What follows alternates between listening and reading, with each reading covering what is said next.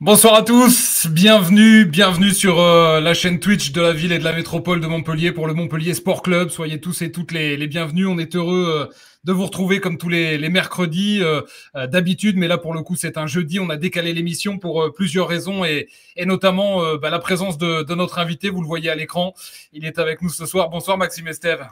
Salut, j'espère que tout le monde va bien.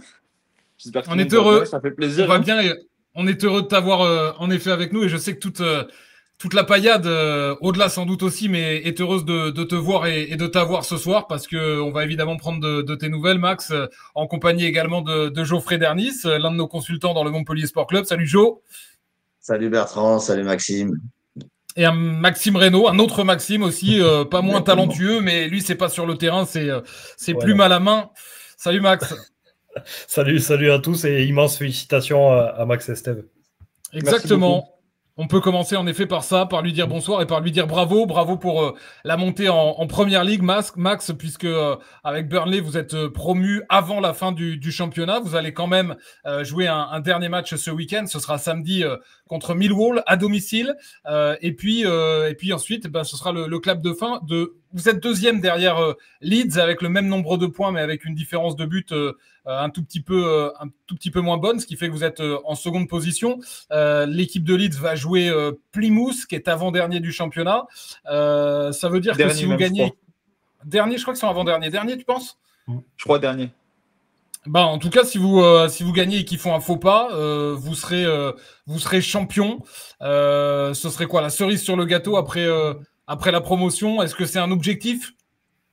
C'est un objectif parce qu'on veut tous gagner des titres. Tu vois, enfin, en vrai, un titre, c'est un titre dans une carrière. Des fois, des joueurs n'ont jamais la possibilité d'en gagner un. Mais après, l'objectif principal du club, c'était la promotion sur un point de vue sportif et financier, je pense, à tous les niveaux. Donc, non, après, c'est un objectif, on va dire qu'on s'est fixé, nous les joueurs, que le club aussi nous ont fixé. Mais on va dire que l'objectif principal est rempli, tu vois, avec la promotion. Donc oui, c'est un objectif, on va dire, un peu du bonus. Mais l'objectif est atteint. Bon, on a pas mal de monde évidemment sur le chat. Il y avait pas mal de réactions à ta venue ce soir. D'abord, on te remercie de prendre du temps. On Avec est à 2 plaisir. jours du match. Les médias s'enchaînent pour toi avec ces bons résultats. Il y a Lucas qui nous dit salut la team, Benji, Geoffrey, Bertrand et surtout Maxime. Un plaisir de l'avoir avec nous. Julien également. Maxime, écrit en lettres capitales, revient à la maison. Lucas aussi, par contre, impossible qu'il soit en Angleterre. Il fait trop beau derrière lui. C'est vrai qu'il fait très beau. La vue est très belle. Ouais, c'est vrai. 27 degrés aujourd'hui, franchement, on en profite parce que c'est tellement rare. Mais ouais, non, 27 degrés en ce moment, c'est top. Bon, c'est top. Franchement, s'entraîne en débardeur et tout, j'ai l'impression que je suis à Montpellier. Et t'habites à Burnley ou à Manchester, Max? À Manchester, ouais, à Manchester. Burnley, c'est un peu plus compliqué à vivre, on va pas se le cacher. C'est une ville qui est très petite, il n'y a pas grand-chose à faire. Bon, moi, si ça tenait qu'à moi, je pense que j'y serais allé, mais surtout pour ma femme, etc., on va dire que elle aurait grincé des dents. Ouais, il y a plus de choses à faire à Manchester. C'est joli en tout cas derrière toi. Ouais. Ouais, non, c'est sympa. T'es assez haut. T'as pris de la hauteur, que ce soit footballistiquement ou au niveau de Ça, je sais pas. l'habitation, parce que là, t'es sur les hauteurs de Manchester. Julie qui nous dit bonsoir également. Anne, il y a des supporters qui arrivent sur le chat. Cédric aussi qui dit gimme. Maxime Estève is a defender, is the best in the league. On a des anglophones aussi ce soir. Tu es anglophone d'ailleurs. Je sais pas ce qu'ils vont faire là, parce qu'on va pas parler anglais. Hein.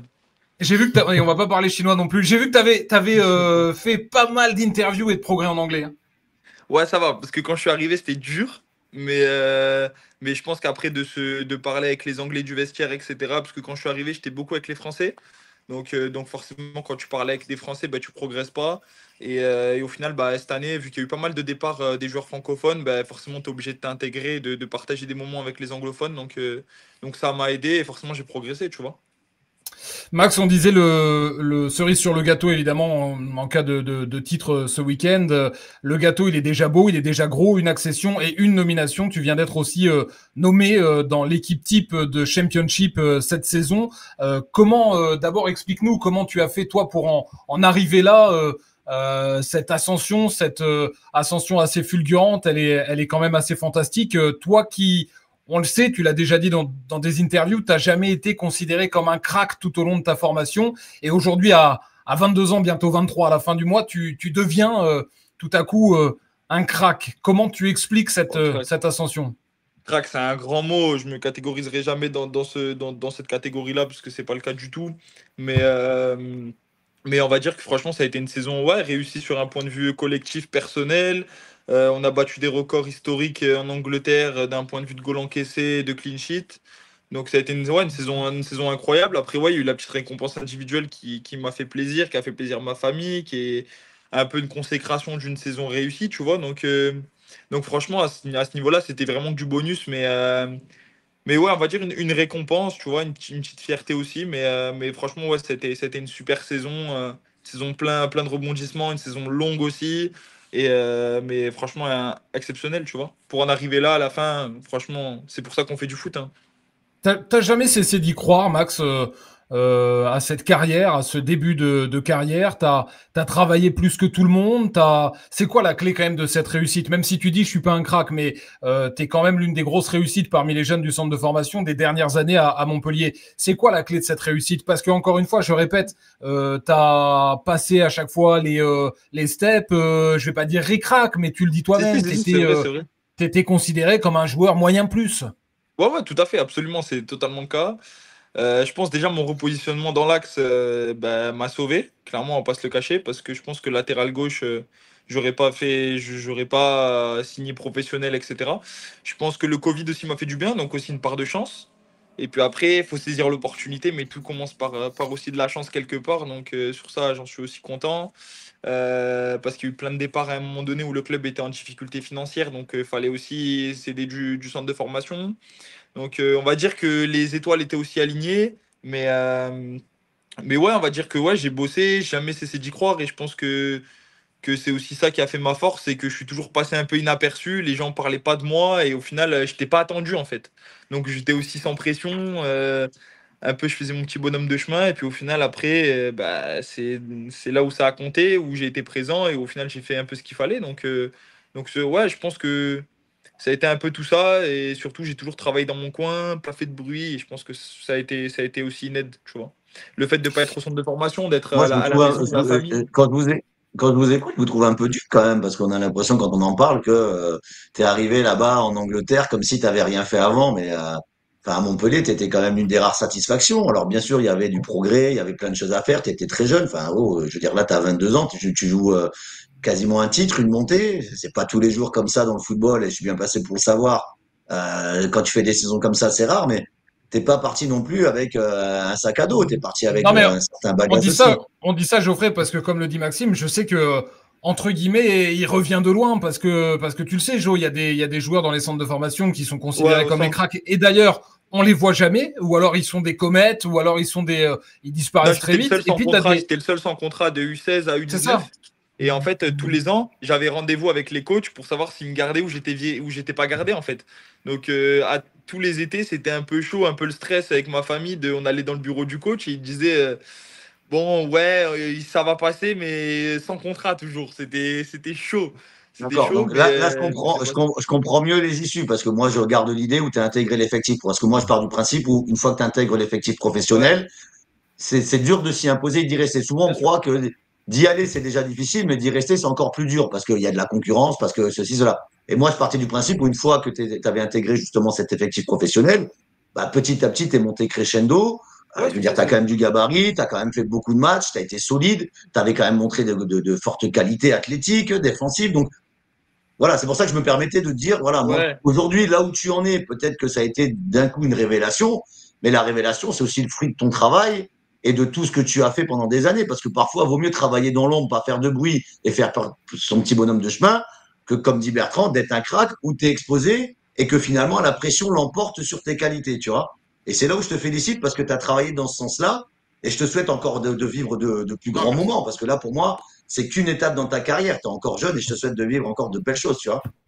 Ouais, non, c'est vrai, mais c'est vrai que sur le coup, au centre de formation, c'était compliqué. Enfin, voilà, c'était tous les étés ric-rac. Et au final, arrivé à la fin, c'est passé. Donc c'était top. Mais je pense que le Covid m'a fait du bien, et surtout mon repositionnement dans l'axe, parce que j'ai commencé de défenseur central, c'était U19, deuxième année.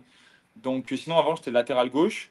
Même C'est depuis Romain ça, je Pitot, passe hein, je position crois. gauche. C'est Qui... Romain, ouais, c'est C'est Romain ça. Pitot, ouais, qui m'a. En fait, il y a eu le Covid. Et en fait, Covid, tu pouvais jouer que contre les centres de formation. Les autres clubs, le championnat N3, il avait été arrêté. Et en fait, à ce moment-là, le coach, il n'y avait que des blessés dans l'axe, dans l'équipe réserve. Et il vient me voir, il me dit, écoute Max, bah, tu as le profil pour jouer central, tu es grand, tu vas vite. Donc bah, moi, je vais t'essayer. Et on joue contre Lyon. Il y avait une super génération. Il y avait Bradley Barcola, Castello Luqueba, des super joueurs qui maintenant jouent au haut niveau. Et au final, j'avais fait un très bon match. Et en fait, à partir de ce moment-là, j'avais joué contre plein de centres de formation dans l'axe et ça se passait très bien. Et en fait, bah, le coach d'Erzakarian, à ce moment-là, il lui fallait un défenseur central parce que je crois qu'il y avait Daniel Congré, Vito Hilton, il y avait pas mal de blessés. Et en fait, bah, du coup, il avait fait appel à moi à l'entraînement et ça continuait de bien se passer, ça se passait bien. Mais en fait, à ce moment-là, le poste était nouveau pour moi, tout était nouveau, tu vois, donc c'était top. T'es né sous une bonne étoile, Max, parce que il y a eu ça, il y a eu cette réussite, et ensuite il y a aussi le fait qu'à un moment donné les planètes s'alignent pour jouer en Ligue 1, puisque en début de saison, comme tu le disais, il y a pas mal de blessés. C'est Olivier Dalloglio qui va te lancer à domicile contre l'Olympique de Marseille. Est-ce que on va ensuite balayer pas mal de sujets, mais est-ce que tu peux nous raconter comment on t'annonce ce jour-là et comment tu perçois ça, que tu vas jouer à domicile contre l'Olympique de Marseille? Tu peux nous raconter? Bah en fait, c'est que on me l'annonce, c'est 2 jours avant le match où le coach était venu me voir, mais en fait, la prépa, il me semble de mémoire, on joue Clermont Foot, Leipzig et Metz. Et en fait, à ce moment-là, il y a beaucoup de blessés. Je sais que le club cherche un central, mais en fait, le central, il vient pas. Et ça retarde, il y a un peu du temps. Du coup, en fait, à ce moment-là, je joue avec Matheus Tuller, un Brésilien qui était dans l'axe. Et en fait, je joue les matchs amicaux. Du coup, en fait, quand on joue un, je me dis ça se passe bien, t'es content. T'en joues deux. Et en fait, au fur et à mesure, l'échéance du premier match, elle arrive, tu vois, ça arrive. Et en fait, il arrive Leipzig. Leipzig, c'est pareil, on joue contre des gros joueurs. Il y avait Nkunku, enfin la grosse équipe de Leipzig, genre des super joueurs. Et je joue, ça se passe pas trop mal. Et après, on joue Metz. Et là, je joue titulaire encore. Et là, je me dis, mais là, on joue le dernier match avant la Ligue 1. Je suis titulaire. Ça veut dire le coach, peut-être dans sa tête, peut-être il va avoir besoin de moi. La semaine, elle se passe, et le coach jeudi, donc 2 jours généralement avant le match, ou peut-être on joue un vendredi, je sais plus, 2 jours avant le match. C'est un peu séance récup où tu fais pas grand-chose, coup de pied arrêté. Tu sais bien, Geoffrey, c'est la séance un peu light de la semaine. Et toi, tu sais pas Maxime Reynaud, mais Geoffrey, il sait. Non, moi, je sais pas. Et là, tu as le coach qui vient me voir, qui me dit écoute, Max, après la séance, il me dit écoute, Max, tiens-toi prêt parce que vendredi ou samedi, tu commences. Et là, je te jure, un stress, mais un stress. Et là, j'ai pas dormi. J'ai pas dormi pendant 2 jours. J'étais en stress comme ça. En plus, on faisait mise au vert et tout à l'hôtel. Ça veut dire que j'étais tout seul dans ma chambre. Il n'y avait pas mon père, ma mère et tout. J'étais tout seul. J'étais dans un stress. Et au final, bon, on avait perdu 3-2. On gagnait 2-0 à la mi-temps. Pour une première, je dis pas que je fais un gros match du tout parce que c'était pas le cas, mais ça va, genre c'était moyen plus pour me laisser encore une chance, tu vois, de jouer. Donc au final, ça commence comme ça, tu vois. Donc après, il faut toujours une part de chance. Et après, il y a Mamad qui arrive. Mamad, je crois, il joue directement contre Reims, mais je rentre à la 50e ou quelque chose comme ça. Et après, je joue en fait et je rentre dans une défense centrale après avec Mamad et ça se passe super bien, tu vois. Il y a le match au parc. Après, ouais, ce match au parc où tous on se regarde et on dit waouh, c'est quoi ce match au parc? C'est mon premier contact avec, je peux le révéler ici, c'est mon premier contact avec Maxime et Steph parce que je me souviens, Max, j'ai remonté nos conversations et ce jour-là, je mets un tweet ou un message sur Insta où je salue ta performance et t'as la gentillesse, t'as l'élégance de m'envoyer un message et de me dire merci beaucoup. Et c'est vrai que Maxime, il a raison. Maxime Reynaud, j'ai pas dit tout à l'heure, mais évidemment du Midi Libre, il a raison. Ce soir-là, on s'est tous dit, on a quelqu'un face à nous qui va même pas, en vrai, aller très haut. Réellement, tu vois. De ce match, je me rappelle pas plus que ça, mais c'est vrai que je me rappelle ça m'avait lancé et ça m'avait donné du crédit. Ouais. Une course avec Mbappé, je me rappelle, où là on s'est dit, là il y a quelque chose. Ouais. Parce que c'était impressionnant. Oui, parce que je suis pas sûr que si tu avais dit qu'il avait été nul, pas bon, quoi que ce soit, il t'aurait répondu merci beaucoup pour cette. Tu vois, Il y a Ben là qui nous dit bravo pour ta saison, Maxime. Il y a Tsumax également qui est là sur le chat. Il y a Cédric qui dit comme Papus, apparemment, Bertrand prépare la saison prochaine et aligne les jeunes en écartant les vieux cadres. Benji n'est pas dans le groupe ce soir. Benjamin Psaume, en effet, entrée de Geoffrey Dernis qui a mérité sa place ce soir. Ouais, là, c'est pas le centre de formation ni la jeunesse. Hein, là, on fait pas. C'est le centre de déformation là ce soir. Ouais, peut-être pas non plus, c'est gentil, mon père. Tu viens d'enchaîner, Max et Steph, tu viens d'enchaîner 45 matchs de championnat, donc 44 comme titulaire. Il n'y a que contre Norwich où tu étais entré en jeu cette saison. Non, justement, je suis sorti contre Norwich. T'es sorti au bout de 14 minutes, ouais, pardon, ouais, tout à fait. Après 14 minutes, tu t'es blessé? Non, j'avais pris une grosse béquille en fait à l'entraînement et début du match, je prends la béquille au même endroit et en fait, déjà, c'était chaud de commencer le match, mais le coach voulait que je commence et je reprends un coup directement au bout de 15 minutes sur le coup que j'avais déjà pris. Et du coup, voilà quoi. J'ai dit c'était compliqué. Okay. Mais ça t'a pas empêché de revenir sur le match d'après et donc d'enchaîner. C'est vrai que tu as été très épargné par les blessures, malgré une charge de travail beaucoup plus conséquente en Angleterre qu'à Montpellier, malgré un championnat beaucoup plus dense, évidemment, parce que, on vient de le dire, 45 matchs. Il y a eu aussi des matchs de coupe. Comment tu as géré tout ça? Comment tu as géré cette nouvelle charge de travail? C'est vrai qu'à Montpellier, il y a eu quelques pépins physiques. Tu étais aussi en pleine croissance. Il y a les choses qui se mettaient en place. Et c'est vrai que là, c'est un joli pied de nez aussi à ceux qui pouvaient dire Maxime Estève est un peu fragile parce que tu viens d'enchaîner 45 matchs de championnat. Comment tu as géré tout ça, cette nouvelle charge de travail, justement? Déjà, j'ai beaucoup parlé. Après, c'est ça, dans tous les cas, demain, je connais déjà, je vais rebondir sur ça, c'est qu'il y a beaucoup de joueurs que derrière peuvent faire la fête, etc. Ils vont jamais se blesser. J'en ai connu et j'en connais toujours, et donc c'est pas non plus un secret. Mais juste, je fais attention à ce que je mange, je fais attention à l'heure où je dors tous les soirs. D'ailleurs, ma femme, elle n'est pas très contente parce que je me couche relativement tôt. Et puis voilà, j'ai aussi, là, tu vois, la montre que j'ai, c'est surtout un indicateur de sommeil de tous les soirs qui me dit si vraiment j'ai bien récupéré. Tu as toujours un indicateur de savoir si tu es en bonne santé, si tu es malade, si ta fréquence cardiaque est plutôt au-dessus, ton taux d'oxygène dans le sang, etc. C'est des choses importantes. Mais au final, moi, je m'y intéresse énormément. Il y a. Après, c'est surtout ça, tu vois, c'est des indicateurs assez importants. Beaucoup de renforcement musculaire pendant l'été. Et avec le club, je travaille comme ça avec la nutritionniste et les prépas physiques. Donc, on a toujours des circuits de prévention début de semaine en individuel, en fonction des besoins de chacun.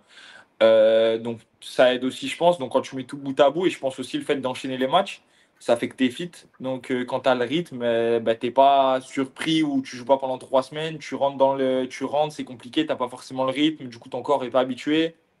Tout ça, tu vois. Par exemple, quand on va en trêve international, la dernière, je suis pas allé en sélection, mais je connais mon corps et je sais que je suis, on va dire, un diesel, c'est-à-dire que si je fais rien pendant 3-4 jours, je vais pas me sentir bien. Donc, je fais toujours en sorte de toujours être actif. Tous les jours, je fais du sport. Même après les J+1, après le match, je fais un circuit de récup, vélo, récupération active parce que je sais que mes hanches en ont besoin.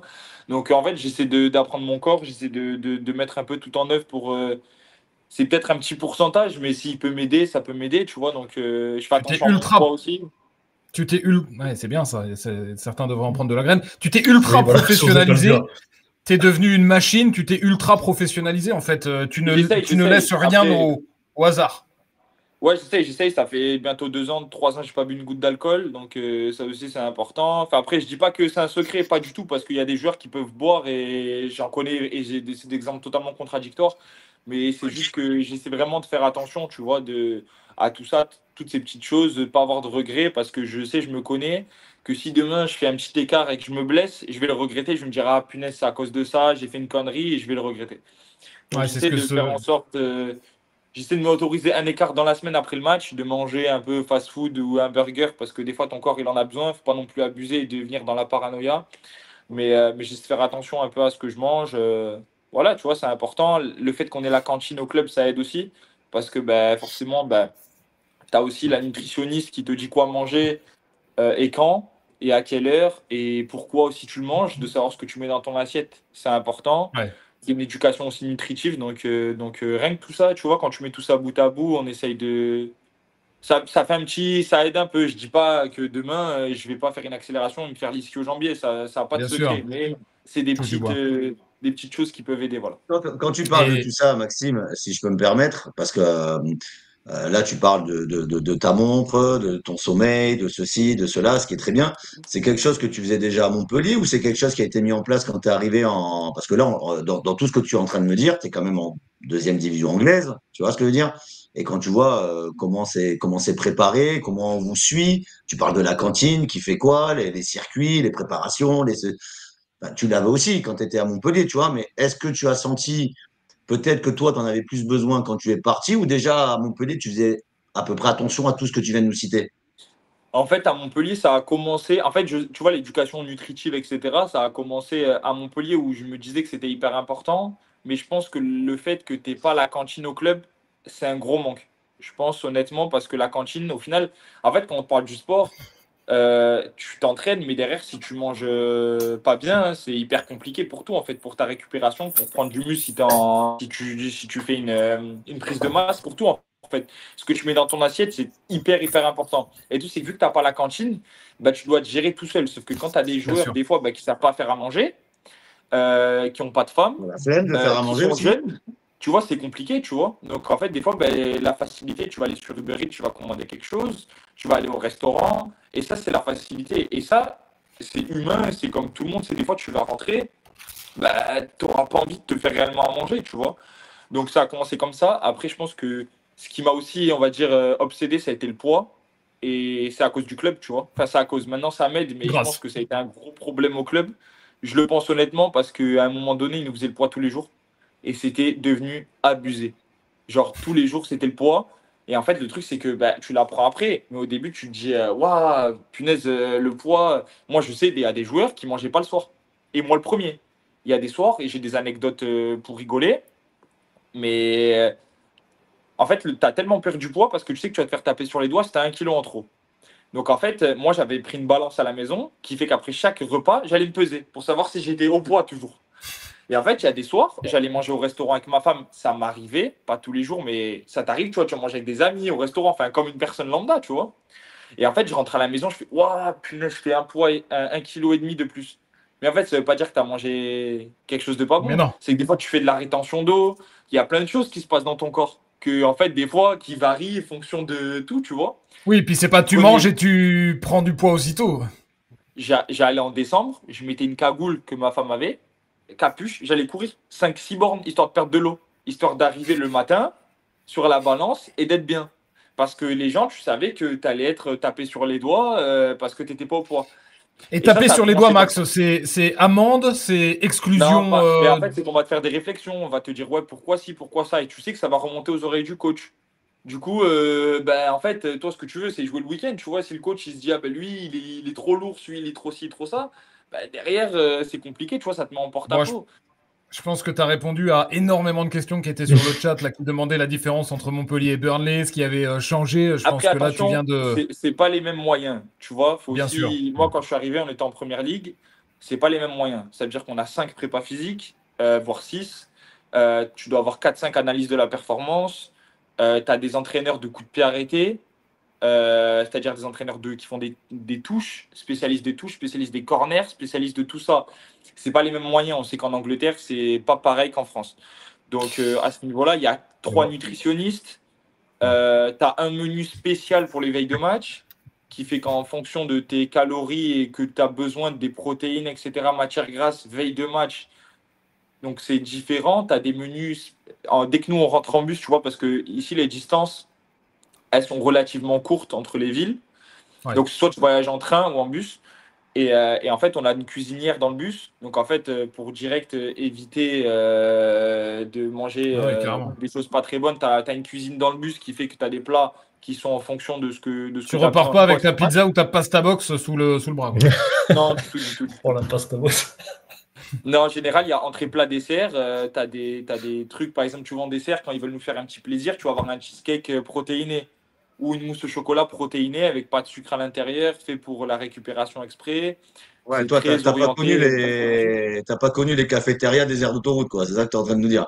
Non, non, mais c'est un exemple comme ça, tu vois, que je te donne, mais c'est que je pense qu'il s'est vraiment poussé à la Ouais. performance et tout. Après, je dis pas que c'est un secret, pas du tout, parce que c'est pas le cas du Non, tout. Et non, des fois, ça peut mais. se passer très bien. Dans un autre cas, pas du tout. Et après, tu as aussi une différence de moyens financiers.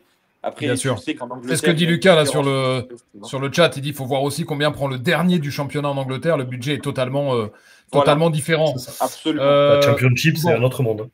on a bien compris. Ouais, c'est la Championship. C'est pas la Championships, c'est la Championship. Est-ce que Laurent Nicolin t'a appelé et t'a félicité? Non, non, non, du tout. Enfin, je sais que Bon. moi, je lui avais envoyé un message quand j'étais parti pour le remercier quand même de tout ce qu'il avait fait pour moi. Il m'avait jamais répondu, donc on s'était resté sur ça. Donc je sais pas. Depuis, il n'y a pas eu trop d'échanges. Il y a eu un petit peu de friture sur la ligne au moment de ton départ, on le sait. Est-ce que t'aimerais, toi, Max, qui est très attaché au MHSC, on va en parler, est-ce que t'aimerais un jour pouvoir le voir, pouvoir lui parler, d'autant que Laurent va pouvoir te remercier dans pas longtemps parce que ton prochain transfert va pouvoir rapporter énormément à Montpellier. Est-ce que t'aimerais ça? Est-ce que t'aimerais pouvoir Ouais, échanger avec lui? mais moi, j'ai rien du tout contre j'ai rien du tout contre le président, contre le club. Alors, je sais pas, bien au contraire. Enfin, moi, dans tous les cas, je souhaite que du plus au club, etc. C'est juste la manière dont sont fait les choses sur la fin qui a été un peu plus compliquée parce que moi, je voulais partir. Donc, je pense que le président a pas aimé, même si au final, je pense qu'à ce moment-là, c'était une super offre pour le club financière. Donc, dans les deux sens, pour moi, ça allait très bien. Parce qu'à ce moment-là, je pense que 12 millions d'euros, c'était pas réellement ma valeur. Je pense que bah, je- j'en valais moins, tu vois. Donc, je pense que ça a été une belle offre financière sur le club, pour le club, même si c'était un prêt avec option d'achat qui payait un peu en différé à partir d'août, mais ça a été quand même pas mal pour le club. Donc ça a été un peu dommage, surtout que le club, moi je leur ai jamais coûté beaucoup d'argent parce que je suis formé au club, j'ai jamais eu de contrat étant jeune. Enfin, on va dire que ça a été vraiment tout free pour eux, tu vois. Donc moi après derrière, je suis tous les matchs, j'ai dû rater je crois 2 matchs dans la saison, j'ai regardé, et même en Ligue 2, je regarderai tous les matchs, tu vois. Parce que je reste un supporter du club avec grand plaisir. D'ailleurs, ma femme, je la saoule, mais tous les dimanches, dès qu'il y a un match à la Mosson, on fait rien. Au match à la Mosson, match à l'extérieur, on fait rien, on reste à la maison, on regarde le match. Max, fais gaffe parce que ta femme, tu commences à la saouler beaucoup entre le fait que tu te couches tôt et le fait que tu lui imposes les matchs.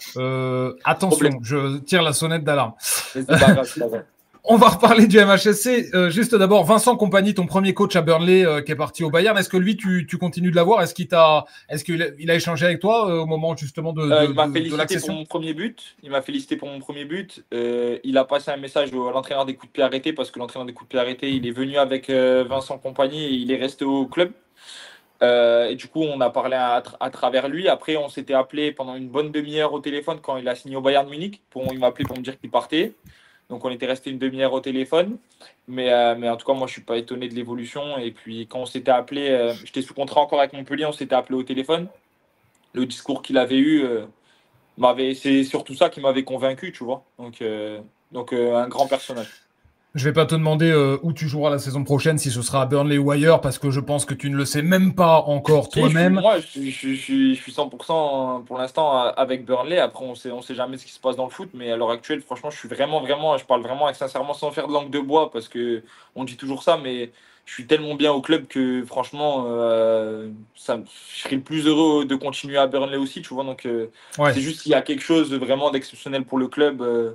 Et pour moi, que derrière, on verra ce qu'on peut faire. Mais à l'heure actuelle, j'aime tellement ce club, les supporters et tout m'ont tellement adopté, et je me sens tellement bien que franchement, même de rester des années ici, ça me dérangerait pas du tout, tu vois. Tu te régales à Turf Moor, c'est ça, le petit stade? Ouais, exactement. Ouais, je me régale. Franchement, les supporters sont exceptionnels avec moi. J'ai un Tu es chant à devenu mon l'idole nom. là-bas. Ouais, ça se passe bien. Franchement, ça se passe bien. Steve. Ouais, voilà, c'est ça. Alors justement, après, ce surnom, c'est quoi? En fait, c'est une erreur de prononciation au départ. C'est ouais, les Anglais qui ne savent pas prononcer ton nom de famille et qui finissent par t'appeler Steve. En fait, ça a commencé quand je suis arrivé, le club, ils ont fait une annonce, une vidéo, en me disant Steve, Steve, Steve. Et en fait, c'est parti de là. Et après, derrière, les Anglais, ils ont du mal à dire Esteve, les accents graves, ils ont du mal. Et en fait, c'est parti de là. Maintenant, tout le monde m'appelle comme ça, tu vois. Même ma femme, elle m'appelle comme ça. Même tout le monde m'appelle comme ça. Donc, laisse tomber. Mais c'est drôle, tu vois, c'est affectif, c'est sympa. Votre cohabitation avec ton épouse quand même. Si en plus vous commencez à vous appeler par les mauvais prénoms, ça va pas. Non, mais c'est top, franchement. Il devrait d'avoir un chant comme ça, d'avoir un truc quelque chose qui t'adopte au club. Ça traduit, ça traduit l'attachement. Ouais, franchement, c'est top de chez top. Franchement, tu penses que c'est dû à quoi, Max? C'est dû à tes performances ou ta personnalité? Mais je vais finir parce que ça me perturbe là, c'est-à-dire que sa femme s'appelle Sophie et il l'appelle Martine. Tu vois ce que je veux dire? Chacun a son propre créneau, tu vois. Voilà, mais c'est très bien, hein. Non, franchement, je sais pas pourquoi, mais c'est parti, je pense, d'un délire entre guillemets. Et au final, maintenant, à chaque fois que je fais une action défensive, ça crie mon nom. C'est tout le temps. Maintenant, c'est récurrent. Même tous les supporters m'appellent comme ça au quotidien quand Et ils me d'ailleurs, voient, des trucs. dans les tweets du club de Burnley, souvent ils associent, ils mettent le petit émoticône d'un mur, de wall, pour dire que tu es un véritable mur en défense. Bon, ça c'est gentil. Donc, c'est une preuve aussi d'affection. Et tu sais, des fois, faut pas non plus chercher toujours à vouloir partir de là où on est, même si, voilà, à Montpellier, ça a été le cas très souvent dans les mercatos. Ça, je vais pas m'en cacher, mais j'ai mes raisons aussi. Donc, ça, je vais pas faire le menteur. Ça a été beaucoup le cas à pas mal de mercatos quand j'ai eu des opportunités de vouloir partir. Ça, c'est vrai. Mais au final, maintenant, ici, je me sens vraiment tellement, tellement bien. Et quand tu te sens adopté, quand tu te sens bien dans un club, que ce soit dans le travail, dans le vestiaire avec tout le monde et dans la ville, c'est hyper important. Et je pense que même Geoffrey, tu dois le savoir, franchement, des fois, d'être bien, de se sentir heureux d'aller à l'entraînement tous les jours, ça n'a pas de prix, tu vois. Donc, tu peux parler des fois de Ça, tu argent, parles à telle un ou telle chose. convaincu, hein. Tu sais, une carrière, là, je t'entends parler depuis tout à l'heure, mais je trouve que toi, tu la gères comme tu le ressens, en fait. Quand tu as décidé, toi, de vouloir partir, tu avais tes propres raisons. Alors, effectivement, peut-être que d'autres personnes n'étaient pas pour parce qu'ils avaient l'intention de te faire jouer, que tu devais faire partie peut-être des cadres malgré ton jeune âge. Mais à un moment donné, une carrière, ça se construit. Et aujourd'hui, le seul résultat qu'on va savoir, c'est est-ce que tu as fait le bon choix? Est-ce qu'aujourd'hui, tu étais prêt à partir? Est-ce que tu as fait le... Eh oui, aujourd'hui, on ne peut pas reprocher d'avoir fait un plan de carrière en disant, bon, aujourd'hui, je suis prêt, moi, de Bien sûr. partir. Et pour revenir à ce que tu disais, je te souhaite de retrouver le contact avec Laurent Nicolin, parce qu'encore une fois, tu es un gamin formé du club, tu as quand même fait rentrer de l'argent. Et comme tu dis, toi, tu n'as pas été malhonnête. Tu as dit quand tu voulais partir, tu leur as quand même expliqué, bah voilà, moi, si j'ai une opportunité, j'aimerais partir pour ma progression personnelle ou pour tes propres raisons. Tout à fait, Voilà. tout à fait. Donc voilà, donc tu as été honnête. Il y a d'autres joueurs qui avaient décidé de rester et qui sont partis. Tu vois ce que je veux dire? Donc, et qui sont revenus. Donc aujourd'hui, et c'est pas pour faire un débat, c'est juste pour dire qu'en fait, il y a une porte qui va s'entrouvrir à un moment donné pour que vous retrouviez cette relation-là, tu vois. Et Bien sûr. je le souhaite vraiment. Bah moi, de toute façon, je voulais aller le voir après le match de Saint-Etienne, mais c'est le match où je suis Ouais, venu à la Mosson. c'est compliqué. C'était un peu Ouais, compliqué. Mais, ouais, t'as bien fait. non, mais voilà. Mais après, ce choix-là, au début, il a été décrié et un peu incompris. Mais moi, honnêtement, vraiment, c'était tellement un rêve de jouer en Angleterre étant petit, d'avoir une offre comme ça d'un club en Angleterre. On m'a toujours dit que qu'une fois que l'Angleterre t'ouvre les portes, faut saisir sa chance, faut y aller, parce que de rentrer en Angleterre, c'est très très compliqué. Donc une fois que j'ai eu cette opportunité-là, franchement, j'ai voulu foncer. Et puis maintenant, Et voilà, ça ne puis, veut pas dire que maintenant ça se passe très bien, que demain ça peut pas baisser, ça peut pas, c'est le bien sûr, mais football. Dans ça, ces cas, ça peut aller vite dans un sens comme dans l'autre. Mais à l'heure actuelle, ouais, ce choix s'est avéré payant. Et puis même cet été, j'ai eu la possibilité de partir du club, mais c'est avec le président qui avons réfléchi à une prolongation de contrat parce que j'avais eu des sollicitations à un bien meilleur prix que Burnley m'avait acheté, avec des super clubs d'ailleurs où j'aurais pu aller. Et ça s'est pas fait, donc j'étais hyper content d'ailleurs, parce que sur le coup, bon, quand tu as les offres et tout, c'est top, surtout que c'était des bons clubs qui jouaient l'Europe. il y avait Tottenham notamment. Non, Tottenham, c'était en janvier, il y avait eu un Ah, c'était en intérieur de janvier. dernier jour via Club Club. Et donc au final, tu vois, ça aussi, ça se traduit aussi la progression, parce que quand tu as des clubs comme ça qui s'intéressent à toi, c'est hyper valorisant. Et puis c'est top, tu vois. Il y a 3 ans, j'aurais pas pensé qu'un club comme Tottenham puisse s'intéresser et vouloir de moi. Donc voilà, tu vois. Donc c'est hyper sympa. J'avais Maxime, juste une petite Mano. question pour Max, moins positive, mais est-ce que c'est un petit regret pour toi de ne pas avoir pu participer au jeu? Je crois que tu aurais pu, hein, tu avais fait partie de la sélection, non? C'est Ah ouais. ça? Aux Jeux Olympiques, En pardon. gros, ouais, en gros, je t'explique. En gros, pendant les Jeux, à ce moment-là, au moment où il y a la liste, je suis dedans. Moi, avec Burnley, on avait déjà discuté. Il m'a dit qu'au début, il me laisserait partir, puis il n'y avait pas de souci, etc. Que c'était mon souhait d'y aller et j'y serais allé. Et en fait, au final, je suis en vacances et en fait, je vois qu'il y a le défenseur central, un Suédois. À ce moment-là, on n'a plus de coach. Le coach est parti, il n'y a pas de coach. Il y a un Suédois qui est international suédois qui se fait l'ischio jambier et qui apparemment est une blessure d'un mois et demi. Au final, il se rend compte une semaine après que c'est une blessure de 4 mois, qui doit se faire opérer l'ischio, etc.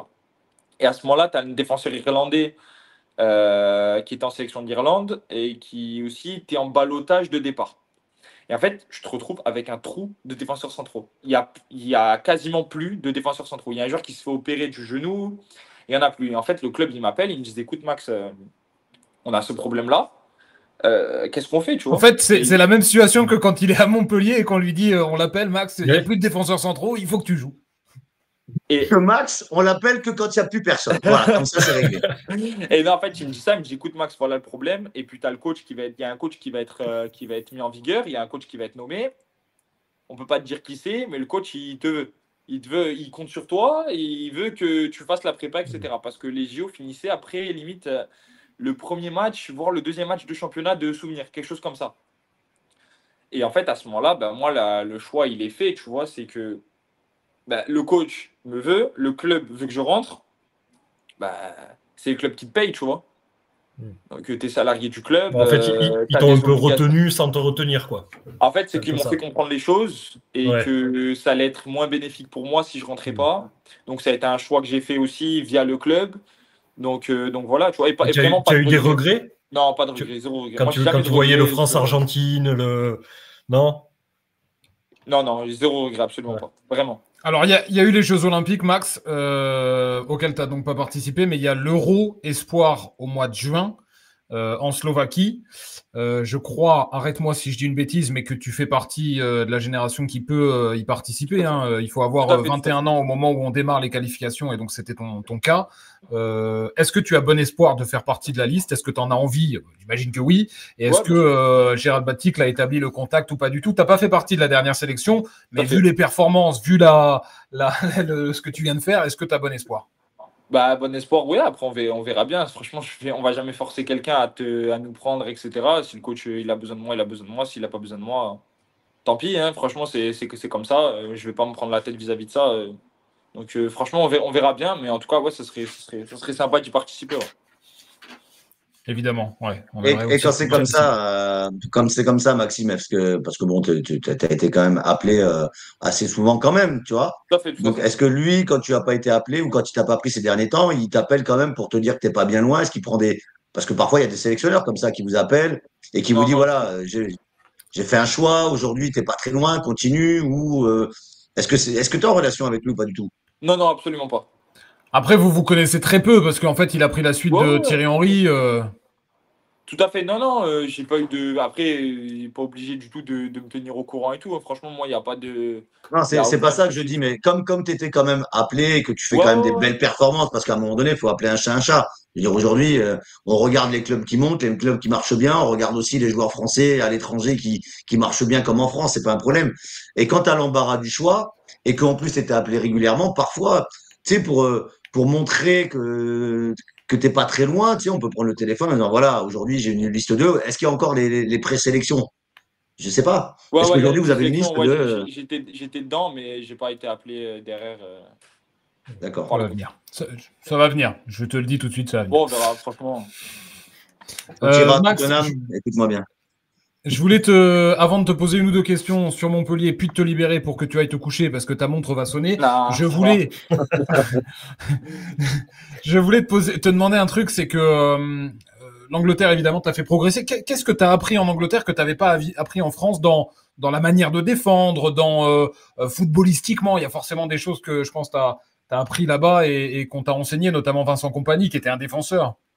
En fait, la différence, c'est que bah, déjà, c'est l'intensité. Et puis aussi, une phrase que le coach m'avait dit, c'est que tu joues des quarts de finale de Ligue des Champions tous les week-ends. Et en fait, quand tu arrives et que tu vois les équipes, que tu joues même des Brentford, Bournemouth, etc., tu vois les niveaux des joueurs, tu te dis, ah ouais, c'est vraiment sérieux. C'est vraiment très, très sérieux. Donc en fait, à ce niveau-là, sur le coup, moi, ce qui a fait aussi partie de mon plan de carrière à aller là-bas, où en fait, quand tu signes là-bas à un club à 12 points en Angleterre, tu te dis qu'il y a des grosses chances de descendre en Championship. Et au final, à Montpellier, tu es dans une équipe qui est plutôt dominée que dominante. Quand tu arrives à Burnley en première ligue, tu es dans une équipe plutôt dominée que dominante. Et en fait, quand tu es à Burnley en Championship, tu es dans une équipe plutôt dominante. Et en fait, moi, je sais que j'avais besoin de progresser balle au pied. Genre vraiment dans le jeu, dans la ressortie de balle, et puis dans le fait de devenir vraiment dominant avec le ballon. Et au final, ça a été aussi un choix de se dire qu'on reste en Championship parce que du coup, j'allais toucher 60-70 ballons par match. Et c'est surtout à ce niveau-là que j'allais progresser. Au final, c'est ce qui s'est passé. Je crois cette saison, je crois que c'est moi qui ai touché le plus de ballons de mon équipe. Donc au final, ça a été aussi un choix payant. Mais en tout cas, après, la différence, ça a été intensité et puis surtout la manière de défendre. Parce qu'ici, en Angleterre, tu as beaucoup de hommes contre hommes. Tu vois, quand tu vois Strasbourg cette année avec Rosenior, le coach, Ouais. il vient de Hull City. Et en fait, tu as beaucoup en Angleterre des équipes qui jouent man v man. Et en fait, c'est homme pour homme sur quasiment tout le terrain. C'est-à-dire que tu as une opposition en face de toi, le mec, tu le colles. Il n'y a pas trop de défense en zone, etc. C'est vraiment tu suis ton mec. Et en fait, nous, avec Burnley, quand je suis arrivé, il y avait beaucoup de ça. C'est-à-dire que moi, des fois, je me rappelle quand United, on joue United et le coach, il vient me voir avant le match, il me dit, écoute, Max, tu vas jouer contre, il y a Bruno, tu le suis, et je veux que tu ailles le chercher jusqu'à dans la surface adverse, j'allais le suivre. Donc, tu as beaucoup d'équipes qui jouent comme ça, même en 4 derrière. C'est vraiment, tu te retrouves des fois sur tout le terrain, à 1 contre 1, et c'est une manière de défendre, tu vois. Mais surtout à ce niveau-là, et après au niveau des courses, à haute intensité, à Montpellier, je faisais du 10 km, 10 km 5. À Montpellier, à Burnley, ça m'arrivait de faire des matchs en première ligue à 12 bornes. En tant que central, c'est beaucoup, tu vois. Et je crois aussi, Max, qu'il y a dans le positionnement aussi, on t'a demandé d'insister sur une façon de te positionner, 3/4. Ouais, souvent 3/4. Ouais. Tous les défenseurs, ils veulent que ça défende 3/4, toujours face au ballon, de côté. Et ça, tu travailles à l'entraînement. Tu fais quasiment que ça. Tu changes de rotation, tu changes de rotation, tu changes de rotation. Après, c'était ça surtout avec Compagnie, parce qu'ils voulaient que ces défenseurs défendent comme ça. Après, je sais pas, les autres coachs, nous, cette année, tu vois, le coach, il nous insiste pas là-dessus. C'est vraiment libre. Mais le coach, c'était vraiment toujours orienté 3/4 face au ballon, quand le ballon est à l'opposé. On pourrait l'écouter des heures. Le MHSC, t'es heureux, on le sent comme jamais, évidemment.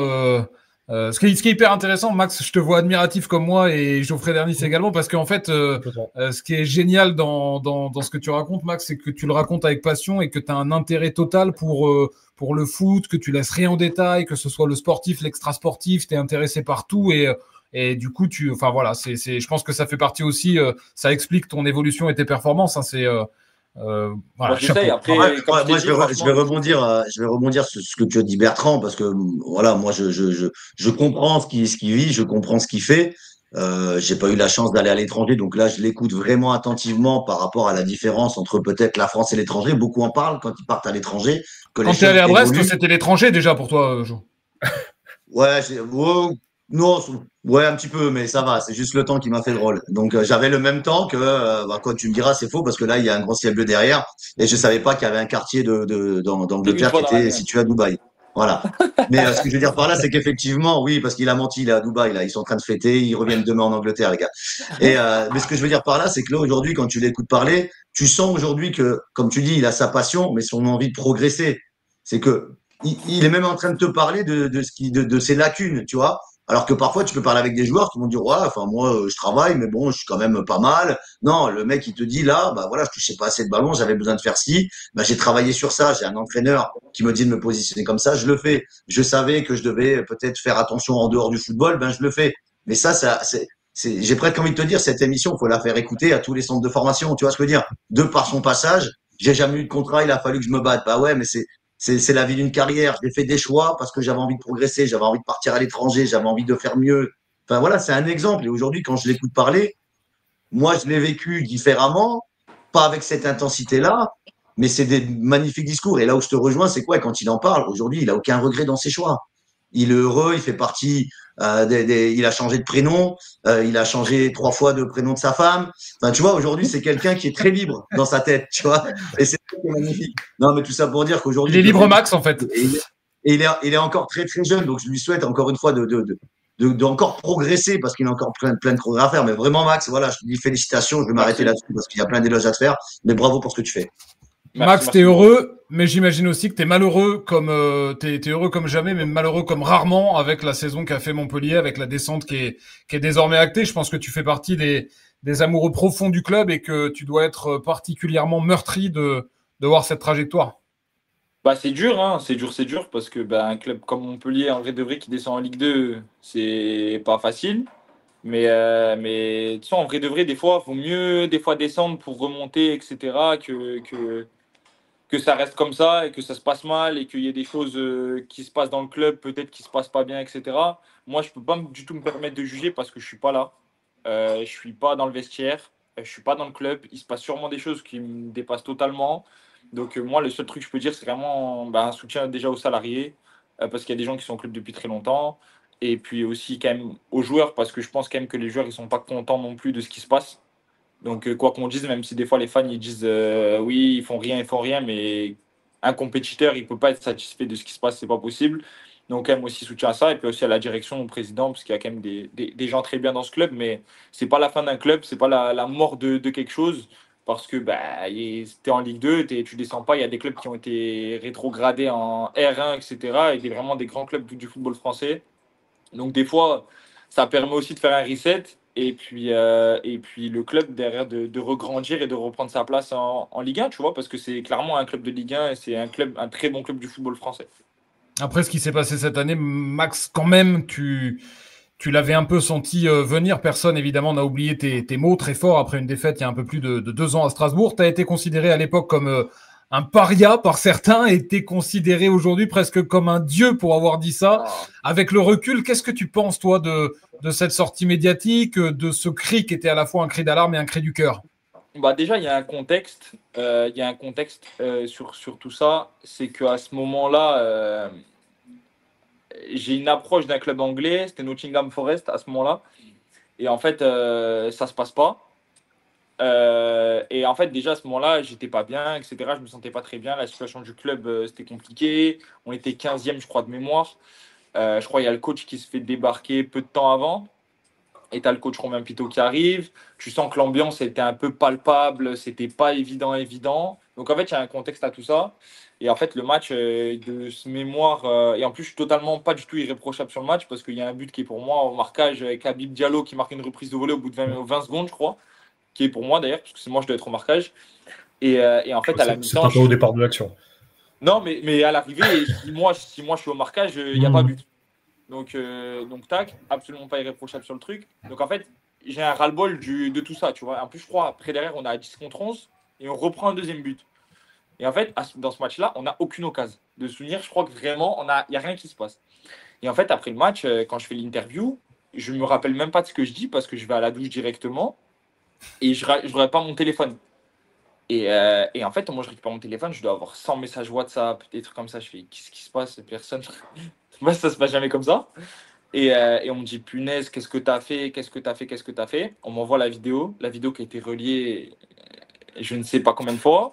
Sur le coup, tu dis, punaise, qu'est-ce que j'ai dit? Je réécoute, je dis, ah putain, je suis un fou, pourquoi j'ai fait ça? Mais sur le coup, je le dis vraiment instinctivement, tu vois, sachant que j'étais pas du tout irréprochable non plus, du tout. C'est-à-dire que je le dis, mais c'était vraiment un truc collectif où je m'inclus totalement dedans.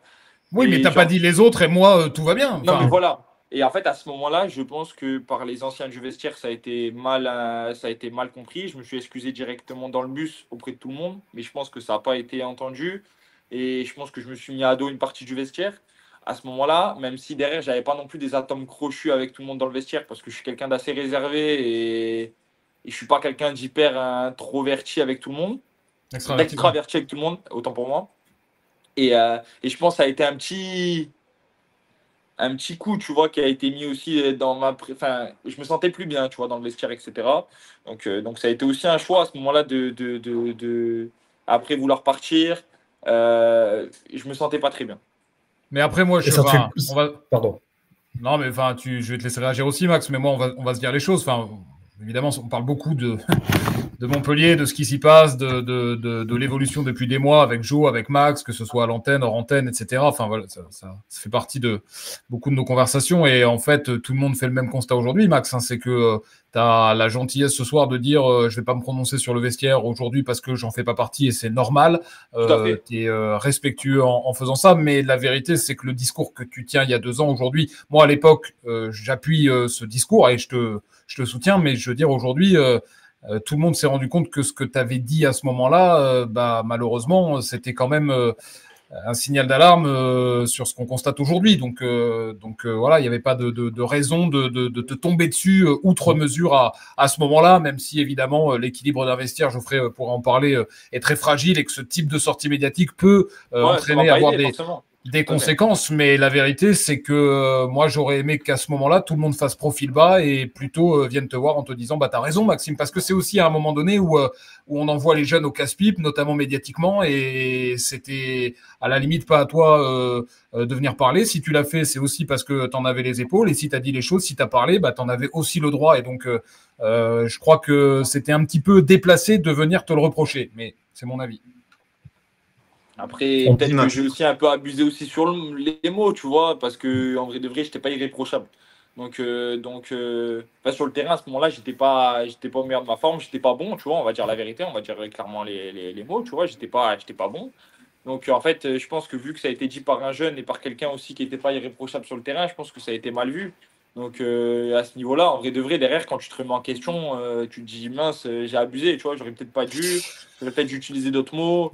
Il y a Lucas qui dit il ne faut pas qu'il s'en veuille non plus, c'était à chaud, il y avait une part de vérité. Le problème de ce vestiaire, c'est qu'il est gangréné et pour ses autres joueurs, il n'y a que la vérité qui fâche. Maxime Reynaud voulait réagir, Geoffrey également. Ensuite, une ou deux questions et on va te libérer, mon cher Max Estève.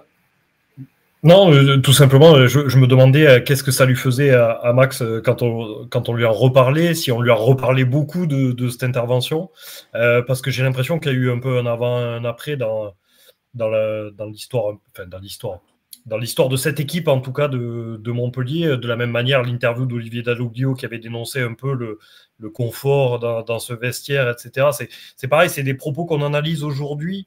Avec le recul, on se dit, mais on aurait dû peut-être mieux écouter, mieux s'arrêter sur ces propos-là. Est-ce que toi, tu t'en es voulu, tu t'en veux encore, Max? On te le reproche encore? Absolument pas. J'ai aucun regret parce que je suis pas du tout quelqu'un qui vit du tout avec des regrets. Donc, si c'est passé comme ça, c'est que ça devait se passer comme ça. Mais on m'en a pas reparlé du tout. Enfin, quand on en reparle en rigolant parce que c'est quand même du passé. Et puis, bon, voilà, il y a pire dans la vie. C'est marrant quand même. Mais ouais, non, en vrai de vrai, elle était passée partout cette vidéo. Mais, je la revois tous les ans. Hein. Ouais, il y a une date d'anniversaire. Ah, moi aussi, je la vois tout le temps. mais non, franchement. Geoffrey, il l'a mise en sonnerie sur son téléphone. Ouais, je dirais pas la phrase Non, quand je reçois un message, je dirais pas c'est quoi la phrase, mais j'ai effectivement une part de la phrase à Maxime. Non, mais moi, je vais répondre parce que je sais ce que c'est dans un vestiaire ou parfois, à ce moment-là, après le match de Strasbourg, quand tu fais l'interview, t'as quel âge? Je crois que j'ai 21, ouais, 21. T'as 20 ans. 20, 21, 21. Voilà, t'as à peine 20 ans. Ça fait combien de temps que tu exprimes dans les médias? En fait, je vais y venir clairement parce que je vais te poser des questions pour essayer de faire réagir et faire comprendre. C'est-à-dire qu'à ce moment-là, nous, je vais reprendre le cas quand on a été en 2012, par exemple, quand on a été champion, parce que c'était le cas. Quand il y avait des jeunes qui allaient à la presse ou qui faisaient des bêtises, nous, on avait les cadres et on allait voir la personne concernée, on lui tirait l'oreille en disant attention, il y a des choses à dire, il y a des choses à ne pas dire, il y a des choses à faire, il y a des choses à ne pas faire. Donc, on te prévient pour la suite de ta carrière. Voilà, ce que tu as fait, ça a touché. Mais le problème, c'est qu'à un moment donné, c'est quand tu sors quelque chose comme ça, c'est pas forcément anodin. Ça peut être un mal-être personnel, un mal-être collectif, mais il y a un moment donné, c'est le groupe qui va te faire, tu vois. Et là, dans ce que tu dis, alors peut-être que je me trompe, mais dans ce que tu dis, j'ai pas l'impression que derrière il y a quelqu'un qui est venu te voir en essayant de te faire comprendre que ok, t'as parlé à chaud. Et là, quand tu disais, tu sais, quand tu dis, je me souviens plus de ce que j'ai dit, c'est quand tu parles avec le cœur, en fait. C'est-à-dire que t'as même pas réfléchi à ta réponse. Là, tu as parlé à cœur ouvert. Et moi, c'est ce que j'ai aimé dans cette aide. Elle peut piquer, elle peut faire mal. Et là où je rejoins Bertrand, c'est qu'avec le recul, tu dis, mais en fait, ce qu'il a dit, ouais, ça peut être mal interprété, ça peut être très, très, très piquant ou ce que tu veux. Mais encore une fois, t'as pas parlé pour ta propre personne. T'as pas dit, ouais, enfin, moi, je peux pas tout faire tout seul. Tu vois, c'est pas ta réflexion. C'est oui, aujourd'hui, ce groupe-là, il y a quelque chose qui va pas et on peut faire ce qu'on veut. Tant qu'on n'arrivera pas à trouver le problème, on n'y arrivera pas. Le résumé de ton interview, elle est là, si tu veux vraiment bien comprendre. Et aujourd'hui, tu nous dis, on va tomber dessus, il y a la moitié du groupe qui me parlait plus. En fait, c'est que vous étiez pas un groupe à ce moment-là. Tu vois ce que je veux dire? Nous, je te promets, en 2012, on avait une saison merveilleuse. Mais c'est qu'on était capable de se dire les choses entre nous et que quand il y avait des jeunes, et en gros, c'est presque pour te dire, ou pour expliquer la situation, c'est que t'es jeune, des interviews, tu vas en faire encore pendant 20 ans et je te le souhaite. Attention. Quand tu veux réagir à chaud, attention. Tu vois? Et c'est là où je trouve ça dommage que les cadres ne t'ont pas protégé. Voilà.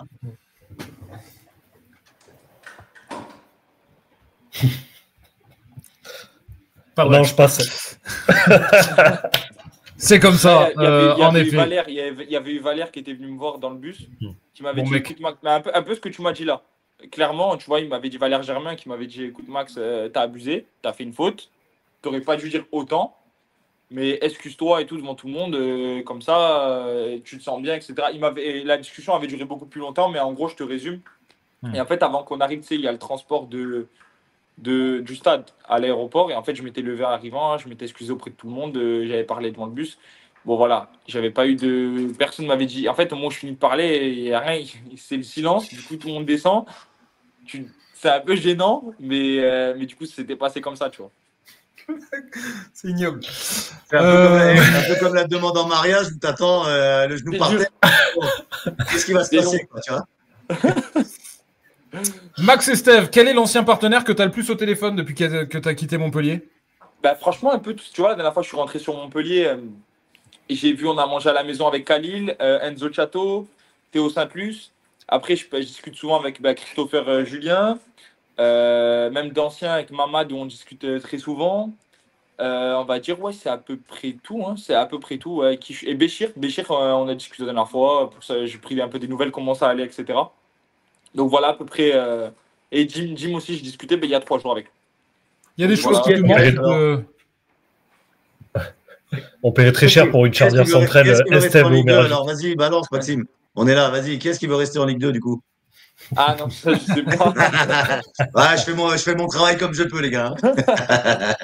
Est-ce qu'il y a des choses qui te manquent de Montpellier, de Gramont, de la Mosson? Non, il n'y a rien. Enfin, il n'y a rien. Non, quand je te dis il n'y a rien, c'est les salariés du club avec qui je m'entendais très, très, très bien. Top, ma ville, quand même, parce que, quand même, et le club. Non, en vrai de vrai, il n'y a rien. Non, c'est pas vrai. J'abuse parce que, en vrai de vrai, le centre d'entraînement, j'y suis depuis que je suis petit et que je suis quand même un enfant du club, tu vois. Donc, à ce niveau-là, quand même, les salariés du club à qui les intendants, les kinés, même la direction, tu vois, Bruno, Philippe, etc., Philippe Delaye. En vrai de vrai, tu vois, c'est un club quand même qui m'a fait grandir et que je suis le plus reconnaissant du monde parce que sans Montpellier, il n'y aurait rien pour moi. Tu vois, donc 100% reconnaissant. Mais à l'heure actuelle, je me sens mieux, tu vois, là où je suis. Donc, ça serait dur de te dire qu'il y a quelque chose qui me manque parce que c'est pas le cas. Mais en tout cas, tu vois, les salariés, ma ville, tout ça, je me dis, ah ouais, quand même, tout ça, des fois, tu as un petit pansement au cœur et tu penses à eux. Mais à l'heure actuelle, tu vois, je me sens beaucoup mieux là où je suis dans mon ambiance de travail et dans mon attitude au quotidien où je me sens vraiment épanoui, tu vois, et que ce n'était pas le cas avant. Ouais, c'était plus le cas. Il y a ça aussi, hein, c'est que on comprend aussi dans ta réponse et tu as l'élégance de ne pas toujours citer des noms et d'épargner aussi, et c'est normal, et on ferait sans doute la même chose à ta place, mais on comprend aussi quand tu dis ce qui te manque, on comprend aussi ce qui ne te manque pas et qui ne te manque pas, et aussi les raisons pour les... très très bons gars. Il y a de très très bons gars au club, franchement, il faut surtout, et des très très bons joueurs, et j'ai un entier respect pour tous les joueurs qui sont au club parce qu'il y a des joueurs qui ont des top carrières et il y a des top joueurs. Et ça, il y a Lucas j'ai un total respect. Il y a Lucas sur le chat qui dit l'ambiance à la Mosson avec les ultras. Est-ce que ça... Bah ouais, non, forcément ce genre de choses. La Mosson, pour le coup, la Mosson, forcément, ça manque parce que franchement, pour le coup, ça c'est vrai, vraiment, c'était vraiment. Moi, je me régalais de voir la fierté quand t'as toute ta famille qui vient au stade. Geoffrey, il sait très bien ce que ça fait. Et dans tous les cas, quand t'as ta famille qui vient au stade tous les week-ends dans ta ville, c'est quelque chose. C'est quelque chose de particulier, tu es chez toi, tu es à la maison. Voilà, exactement, tu as une sensation que tu auras nulle part ailleurs. Et ça, que tu joues demain dans tous les meilleurs stades du monde, tu n'auras jamais cette sensation-là d'avoir ta famille qui vient au stade. Donc ça, forcément, tu vois, c'est vraiment quelque chose qui manque pour le coup. Mais voilà, derrière, il faut avancer. Mais un jour, je ne suis pas du tout fermé un jour à revenir là-bas. Mais pour l'instant, c'est un peu plus compliqué. Ouais. C'est pas d'actualité. C'est pas d'actualité forcément. Mais en tout cas, moi, c'est toujours un club qui comptera toujours à 2000% dans mon cœur et je serai toujours le plus grand des supporters. Même en Ligue 2, je continuerai de regarder tous les matchs, ça à 2000%. Je suis pas sûr en effet que tu regarderas des Montpellier-Pau, des Montpellier-Laval. 100%. 100%. Si j'ai l'occasion même d'aller au stade en Ligue 2, j'irai au stade, mais à 2000%. C'est beau. Il y a Vincent qui dit, moi, il me manque de le voir jouer à la Mosson. Lucas qui dit plan de carrière, Burnley, Arsenal, le Bayern, puis un petit retour au MHSC pour finir éventuellement en fin de carrière. Est-ce que tu aurais aimé être coaché par Zoumana Camara qui a joué au même poste que toi et à un très très haut niveau avec le Paris Saint-Germain? Bah, pourquoi pas. En tout cas des matchs que j'ai vus, je trouve qu'il y a une belle idée de jeu. Défense à 5 avec une belle idée de jeu et je trouve vraiment que c'était plaisant à regarder en tout cas. J'ai vu des matchs à Angers, le match de Reims ce week-end où je trouvais vraiment même à Marseille où je trouvais qu'il y avait des idées pendant la première période. Donc je trouvais franchement que c'était vraiment pas mal. Donc voilà, top. T'as Geoffrey, on te voit. Geoffrey, c'est festival son et lumière. Mais non, franchement, ça a l'air d'être vraiment un super coach. Et puis derrière, c'est un super défenseur. Donc non, franchement, ça aurait été avec plaisir. Donc en tout cas, franchement, des matchs que je vois, des pré-matchs que je vois, je trouve qu'il y a des super idées de jeu. Et il y a Lucas qui nous dit une charnière Estève Omeradjik, ça rejoint ce que disait Maxime Reynaud tout à l'heure. Ça joue l'Europe, il nous dit sur le chat. Et encore, il a pas vu le coach de l'Atlas Payade, hein, je te le dis. Ça, franchement, j'ai raté quelque chose. Maxime Estève, on va te remercier, on va te féliciter de nouveau. On va te souhaiter bon match évidemment ce week-end. On espère que vous serez champion. Ce sera, je le disais en début d'émission, la cerise sur le gâteau, mais le gâteau est déjà beau. Bravo, merci d'avoir pris du temps ce soir. Je t'avais dit 40 minutes, on est à 1 heure. Je vais me faire taper sur les doigts, mais merci d'avoir pris du temps pour les supporters, pour Montpellier, pour ta ville, pour ton club de départ et ton club de cœur. Et je sais que ta carrière sera belle et que la route est encore très longue. Je dis souvent que je suis persuadé qu'on te verra très très haut et avec un maillot national, j'en suis moi intimement persuadé. Et on voilà, en est loin quand même. Oui, non, mais je parle pas demain. Après-demain, tu as un match avec Burnley, mais un jour, je pense que ça finira par arriver. Je me prends pas la tête. Le foot, ça va vite. Non, mais te prends pas la tête, je me la prends pour toi, t'inquiète pas. il y a Florent qui dit t'es une légende, mais si tu arrives à récupérer Enzo Chato en première ligue, tu auras une statue. Et j'avais un message aussi tout à l'heure qui disait Laurent Socorro du Club Central des Supporters qu'on a reçu dans la précédente émission, qui dit sur le chat, c'est pas moi qui l'invente, il faut un maillot de Maxime Estève derrière toi. Voilà. C'est pas moi qui l'invente. Je te l'enverrai. Max, on te remercie, on te félicite encore une fois. Merci beaucoup d'avoir pris du temps ce soir. C'était un plaisir. Tu nous as régalé. Avec plaisir. Franchement, c'était vraiment avec plaisir. Et puis, en espérant qu'on s'en fera une autre ou quoi, en tout cas, c'était un plaisir. Avec grand plaisir, Max. Prends soin de toi. Continue de prendre soin de toi.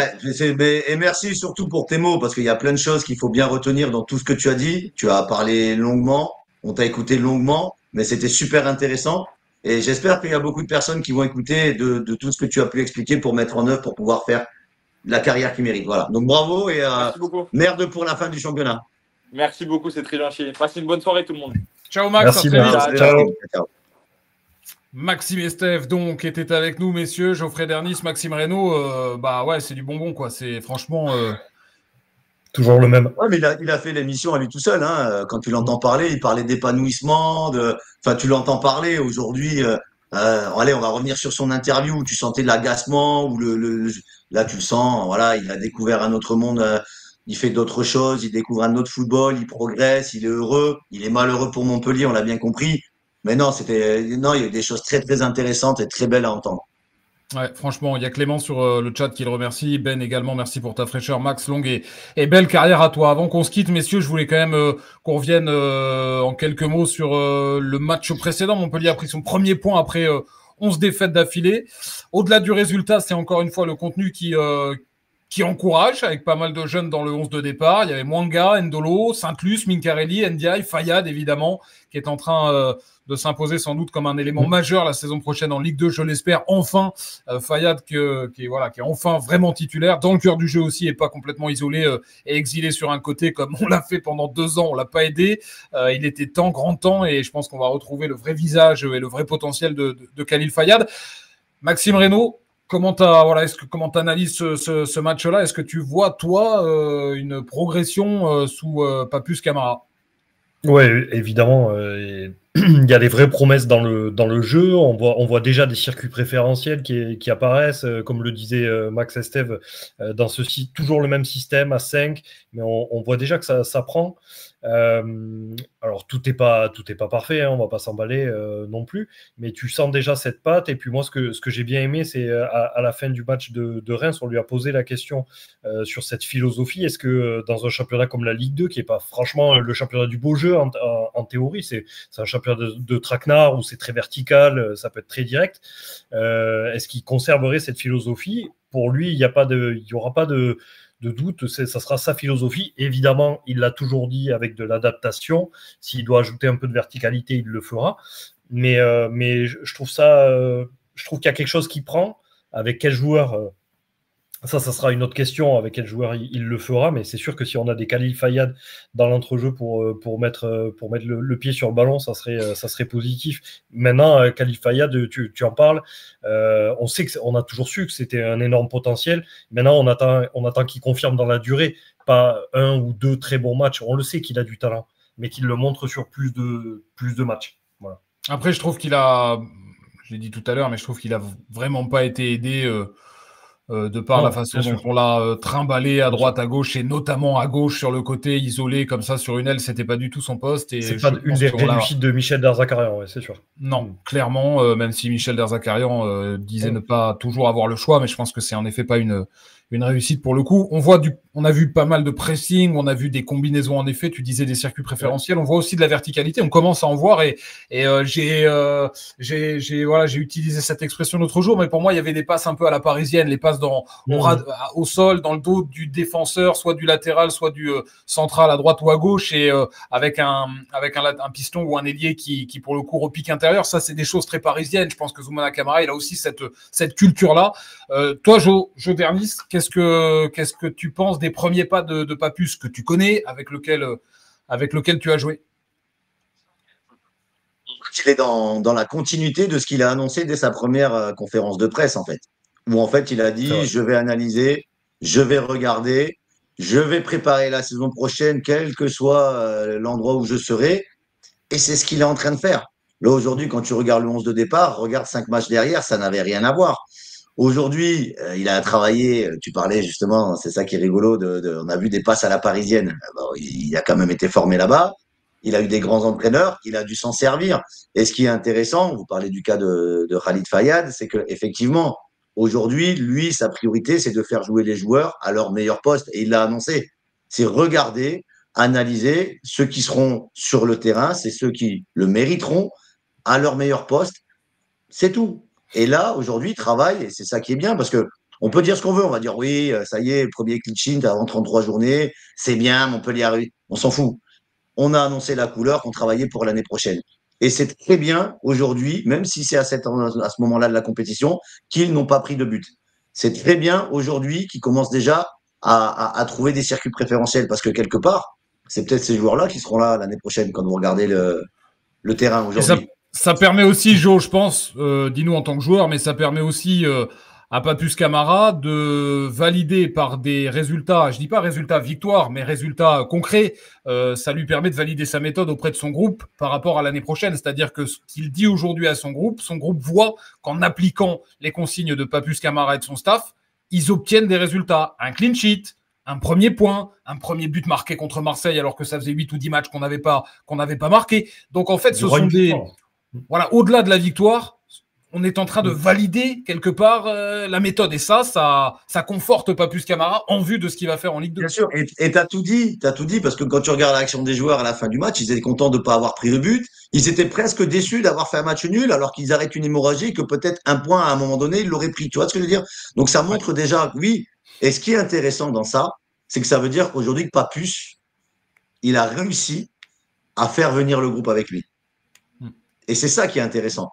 C'est quand, depuis le peu de temps qu'il est là, il a déjà un noyau de joueurs qui travaillent pour lui. Tu vois ce que je veux dire? Donc, quand il met les choses en place, c'est respecté, c'est entendu, c'est fait. Sur le terrain, ça se bouge les fesses. Tu vois ce que je veux dire? Ça essaie de mettre en place les circuits préférentiels. Vous parlez de circuits. Donc, aujourd'hui, ça veut dire que, quelque part, il a gagné un petit peu en très peu de temps. Il fait pas l'unanimité parce que forcément il va devoir faire avec ce qu'il va avoir pour l'année prochaine. Mais en tout cas, il y a une bonne partie du vestiaire qui commence à aller avec lui. Et c'est ça qui est bien pour préparer la saison prochaine. On gagne du temps en tout cas. Il y a Vincent sur le chat qui dit: je pense qu'on peut avoir un bon groupe de jeunes, Païs, Mincarelli, Fayad, encadré par quelques joueurs d'expérience, ça peut être intéressant. Ouais. Après, vont-ils rester? Lucas qui dit: les jeunes sont la fraîcheur du moment, que ça fait du bien de plus voir les mêmes joueurs qui s'en foutent du club et qui ont hâte de partir, sauf pour ceux qui suceront encore le sang du club jusqu'à la dernière goutte. Jean-Philippe Papus nous a permis de faire un clean sheet et nous empêche de prendre le record de défaites d'affilée. Son bilan est déjà bon concernant le jeu, c'est prometteur. Hâte de voir la saison prochaine avec un vrai prépa physique, et il y aura aussi ce fameux directeur de la performance. Anne qui nous dit pas tous quand même, quand certains rentrent c'est pas top. C'est sûr que Papus il obtient des résultats pour le moment avec les joueurs qu'il choisit. Dès lors qu'il fait rentrer les joueurs indésiré, indésirable, écarté sur le banc parce qu'il fait des choix très forts, et pour le coup, faut saluer ça aussi. C'est le seul jusqu'à présent qui a eu le courage, pour rester poli, de mettre TJ Savanier sur le banc, d'écarter Andy Delors et de l'envoyer en réserve, en tout cas à disposition de la réserve. Je rappelle quand même qu'Andy Delors, pas le week-end passé, mais celui d'avant, quand il est allé aider en réserve, c'était à la demande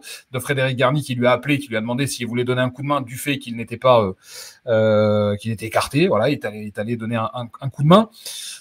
Donc ça, c'est voilà, il y a beaucoup de messages encourageants. Lucas qui dit: merci Geoffrey pour 2012, quelle épopée, je me suis régalé à domicile, à l'extérieur, devant la télé. Ça fait jamais de mal. On s'est tous régalés, hein. Vous, nous, tous. Il y a Cédric également qui posait une question. Je veux bien qu'on en parle parce que pour le coup, elle incrimine Maxime Reynaud. Non, pas vraiment. Mais je vais abonder dans ton sens. Mais il demande sur le chat, je vais pas ignorer la question, pourquoi Midi Libre ne fait des articles sur les comportements au club que maintenant? Je vais laisser Maxime évidemment répondre, mais c'est à la fin du bal qu'on peut les musiciens aussi. C'est normal qu'on ait attendu la fin pour faire un bilan. Il faut que les choses soient aussi actées pour pouvoir les dénoncer clairement. Je pense que Midi Libre, si vous suivez, parce que il y a toujours une déformation de la réalité. C'est-à-dire qu'aujourd'hui, les articles de Midi Libre sont très cinglants, évidemment, vis-à-vis de ce qui est en train de se passer, vis-à-vis des cadres qui sont écartés, etc. J'aurais fait la même chose si j'étais toujours à la radio, mais si vous lisez Midi Libre régulièrement, je suis désolé, mais tous ces comportements-là, ils viennent pas de tomber du ciel sur Midi Libre. Maxime Reynaud, ça fait longtemps avec Marc Blaquière, avec le chef des sports, avec tous ceux qui suivent le foot et le MHSC, ça fait longtemps qu'ils sont dénoncés, que c'est écrit. Après, c'est davantage mis en lumière, relayé, zoomé, grossi aujourd'hui, parce qu'aujourd'hui, on est dans la situation dans laquelle on est. Bah oui, parce qu'il y a une relégation.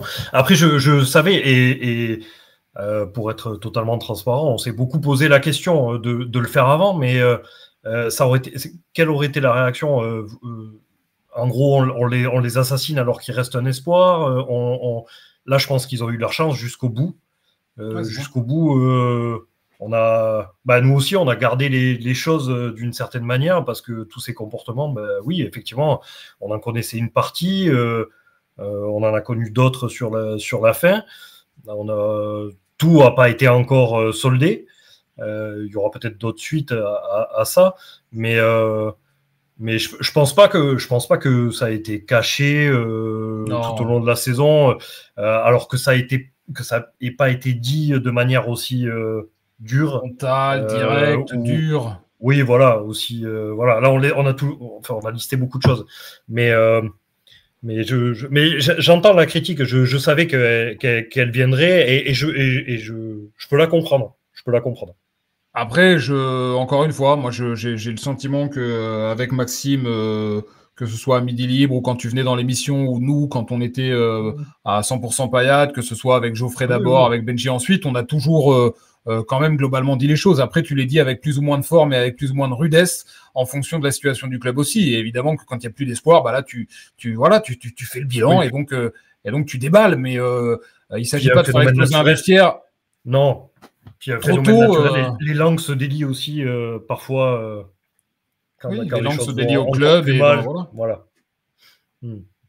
Et Cédric dit, c'est pas une critique, c'était une simple interrogation et un débat. Non, mais on l'a bien compris comme ça, Cédric, il n'y a aucun problème, on en parle très tranquillement, au contraire. Oui, c'est normal d'en parler. C'est que même quand tu as les infos, déjà, il faut être sûr quand tu les sors, donc ça prend du temps pour, tu vois ce que je veux dire. Donc même si tu as une info, le lundi, tu vas pas le sortir mercredi, tu as ton devoir. Certains font ça, mais si c'est pour que ce soit des infos bidons et dont on se rend compte qu'elles sont partiales, hein, Maxime, on connaît. Voilà, c'est pas la peine, c'est pas notre façon de travailler. C'est ça, Bertrand, quand on était à la radio ensemble, nous, quand on savait des choses et que c'était de sources sûres, on pouvait en parler. Mais on jetait pas ça, sur la place publique en disant, on va pointer. Non, on alertait, on disait ce qu'on savait. Là où je rejoins Maxime aussi, et Bertrand, tu l'as bien dit aussi, c'est qu'il y a un moment donné, tu sais les choses, mais tu as quand même envie que Montpellier s'en sorte. Donc ça sert à rien, comme on dit, de tirer sur l'ambulance. Hein, donc t'attends un petit peu, tu sais, tu te dis bon, il y a peut-être un moyen d'éviter la guerre avec tout le monde parce que c'est déjà un gros problème. Donc t'imagines si en plus il y a des problèmes entre les médias, le club, les joueurs, ça devient infernal en fait. Donc oui, là aujourd'hui, ce qui se passe, c'est que voilà, on sait où on va. Aujourd'hui, t'es relégué, il faut expliquer pourquoi t'es relégué, de où c'est parti, comment ça s'est passé, à quel moment t'as perdu le fil pour ce résultat-là. Je ne sais pas si je mets tout dans l'ordre, mais Maxime, tu vas peut-être me le dire. Non, c'est ça. Et puis il faut faire le tri, en effet, des infos qu'on a. Moi, je considère qu'il y a des infos, des fois. Évidemment, on est dans une société aujourd'hui où la moindre info doit sortir, où certains se font un malin plaisir de tout sortir à l'instant T, quelles que soient les répercussions, sans aucun recul. Et parfois, c'est pas des infos. C'est pas parce que. En fait, on cache pas des infos. Faut arrêter de penser qu'on cache des infos. C'est qu'il y a simplement des informations qui n'en sont pas. Enfin, je veux dire, j'ai souvenir, par exemple, de quelqu'un sur les réseaux sociaux qui avait sorti l'histoire, elle me vient en tête, de Mamadou Sakho qui amenait son chien à l'entraînement et qui avait voulu en faire une affaire d'État. Moi, j'en parle pas parce que pour moi, c'est pas une info et que c'est pas grave et que ça ne mérite absolument pas de faire croire à la planète MHSC que ça fait débat, que ça divise le vestiaire, que ça divise le club, que c'est une catastrophe, que le MHSC se transforme en SPA. Non, il amène son chien. Bon, si ensuite c'est récurrent, régulier, que le chien est dans le vestiaire et qu'il prend la place de Falaï Sakho ou de Geoffrey Dernis, là oui, et ça va devenir une info. Mais sinon, je veux dire, aujourd'hui, voilà, tout doit sortir tout le temps. On est dans une course au buzz. Et ça, c'est les réseaux sociaux qui ont créé ça. Je vais pas faire le Michel Derzakarian ou Laurent Nicolin à taper sur les réseaux sociaux. J'adore les réseaux sociaux pour plein de raisons. Mais il y a quelques individus qui sont... Voilà. Ouais, mais c'est comme tout, il y a du bon et du moins bon, comme on dit. Donc, et nous, on veut servir que du bon. Enfin, voilà, en tout cas, Bertrand, Maxime, moi qui vous connais depuis longtemps. Voilà, c'est les infos que vous voulez sortir, vous les sortez parce que vous savez. Je trouve que vous les sortez au bon moment parce que voilà, vous êtes des gens intelligents. Et effectivement, vous n'êtes pas là à vouloir mettre directement la première info, comme on dit aujourd'hui, le nouveau mot pour faire un buzz et parler de vous. En fait, c'est pas ça l'information. Voilà, c'est moi qui vous connais. J'ai beaucoup de respect pour votre travail. Toi, Bertrand, encore plus parce que nous, on a travaillé vraiment main dans la main et on a vécu plein de choses. Mais c'est là où je vous rejoins tous les deux sur votre façon de travailler. Donc, non, j'ai pas de problème sur le principe de dire pourquoi le sortir maintenant. Voilà, l'idée, c'était aussi ce que tu disais tout à l'heure, Geoffrey, c'est à un moment donné, il faut tourner la page, il faut solder les comptes. Voilà, là, c'est une histoire qui se termine, c'est 16 ans en Ligue 1. Pourquoi on en est arrivé là ? Il fallait faire le compte de cette saison et voilà, c'est fait. Là, maintenant, on est sur une autre page, on est sur la page Papus Camara.